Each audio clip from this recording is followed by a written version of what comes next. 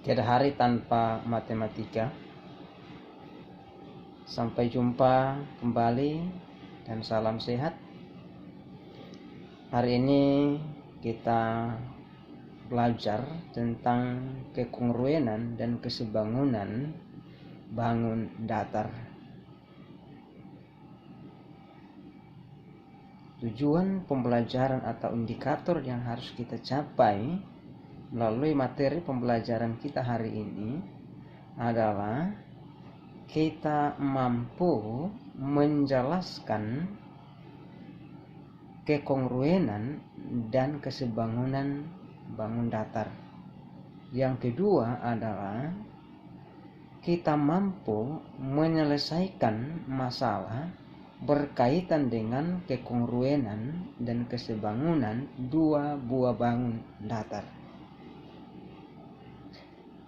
Apakah kekongruenan itu? Dan kapankah dua buah bangun datar disebut kongruen?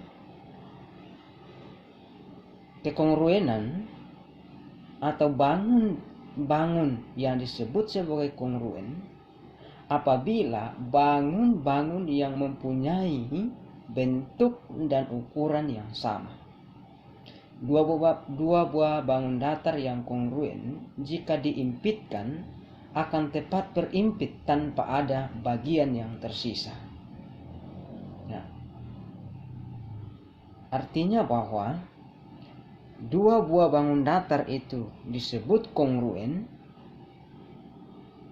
jika yang pertama, sudut-sudut yang bersesuaian itu sama besar. Yang kedua adalah sisi-sisi yang bersesuaian sama panjang. Yang bersesuaian yang mana? Mari perhatikan dua buah bangun datar, yaitu segitiga berikut ini. Yang pertama, kita gambar segitiga ABC, siku-siku di A. Kemudian bangun yang kedua adalah segitiga KLM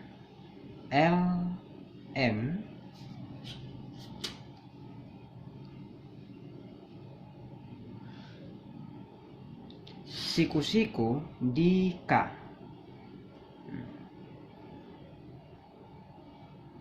Dua buah bangun datar ini disebut kongruen. Kenapa?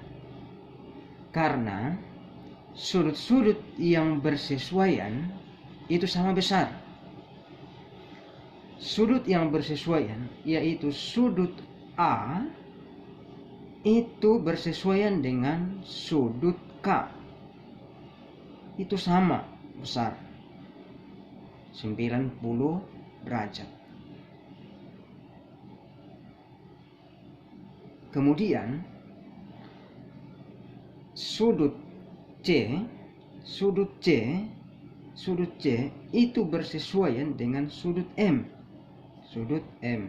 Sudut C bersesuaian dengan sudut M. Besar sudut C sama besarnya dengan sudut M. Kemudian yang berikutnya adalah sudut B itu bersesuaian dengan sudut L. Jadi besar sudut B sama besarnya dengan sudut L. Itu yang pertama. Bahwa syarat yang pertama, dua buah bangun datar disebut sebagai kongruen jika pertama, sudut-sudut yang bersesuaian sama besar. A bersesuaian dengan sudut K, sudut C bersesuaian dengan sudut M, sudut B bersesuaian dengan sudut L. Artinya semua sudut B dan sudut L itu sama besar. Jika di sini adalah 45 derajat, maka sudut L itu 45 derajat. Yang kedua, Ini yang pertama. Yang kedua adalah dua buah bangun datar itu disebut sebagai kongruen jika sisi-sisi yang bersesuaian sama panjang. Sisi yang bersesuaian yang dimaksud yang mana?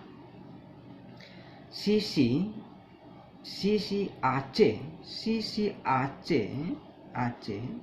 panjang sisi AC itu bersesuaian dengan KM. Perhatikan, sama-sama tinggi segitiga. Itu bersesuaian dengan panjang sisi KM. Jika di sini 5 cm, maka KM juga 5 cm. Sisi panjang sisi BC itu bersesuaian dengan panjang sisi LM. Panjang sisi BC itu bersesuaian dengan panjang sisi LM. Nah, sisi miring. Jika di sini adalah 10, misalnya 10 cm, maka pasti di LM itu 10 cm. Berikutnya, panjang sisi BA atau AB itu bersesuaian dengan sisi KL. Jadi bentuknya sama-sama segitiga siku-siku. Sudut-sudut yang bersesuaian harus sama besar. Sisi-sisi yang bersesuaian harus sama panjang. Itulah yang disebut dengan kongruen.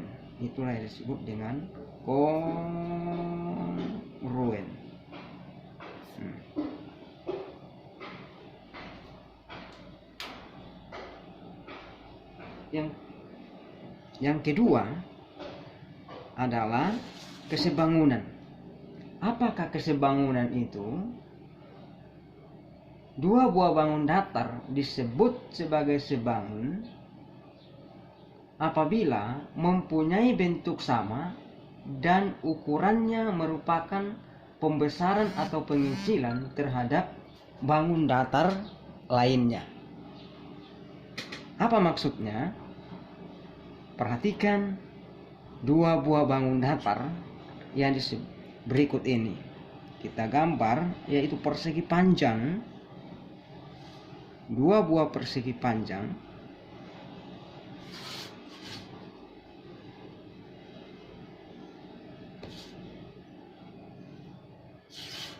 A, B, C, D, dan persegi panjang yang kedua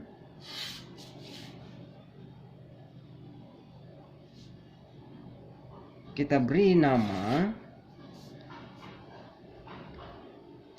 K, L, M, N. Perhatikan dua buah bangun datar, yaitu persegi panjang, disebut sebagai sebangun apabila satu, sudut yang bersesuaian sama besar.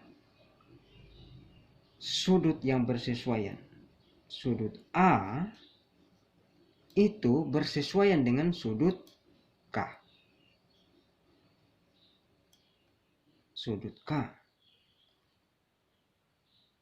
Sudut D itu bersesuaian dengan sudut N. Sudut C bersesuaian dengan sudut M. Sudut B bersesuaian dengan sudut L. Artinya bahwa besar sudut A sama besarnya dengan sudut K dan yang lainnya. Yang kedua adalah kapankah dua buah bangun datar itu disebut sebagai sebangun? Yang kedua adalah sisi-sisi yang bersesuaian mempunyai perbandingan sama.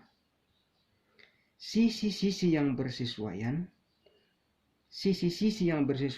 ini bersesuaian dengan ini, DC bersesuaian dengan NM, AD bersesuaian dengan KN, BC bersesuaian dengan LM. Sisi-sisi yang bersesuaian mempunyai perbandingan yang sama. Artinya apa? Kita berikan contoh. Misalnya panjang AD adalah 6 cm dan panjang DC 15 cm, dan bangun yang kedua KN itu 4 cm dan NM adalah 10 cm, maka sisi-sisi yang bersesuaian ini memiliki perbandingan yang sama. Ya. Panjang sisi AD berbanding panjang sisi KN. AD adalah 6 cm, KN adalah 4 cm. 4 cm. Nah, ini disebut memiliki perbandingan yang sama. Contohnya, dari mana buktinya? 6 ini bisa disederhanakan. 6 dibagi 2 itu menjadi 3. Panjang KN juga 4 itu bisa juga dibagi 2. Ya. Dibagi 2 itu hasilnya 2. Maka inilah yang disebut dengan sisi-sisi yang bersesuaian, yaitu sisi AD dan KN itu memiliki perbandingan yang sama. Yang kedua, panjang sisi DC itu bersesuaian dengan sisi NM. DC 15 cm, NM itu adalah 10 cm.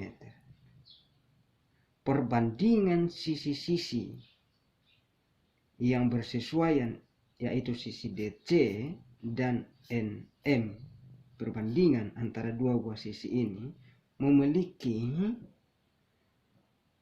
perbandingan yang sama. Ini bisa kita bagi 5. Kita bagi 5 yaitu 3. Kita bagi 5 yaitu 2. Inilah yang disebut dengan memiliki perbandingan yang sama.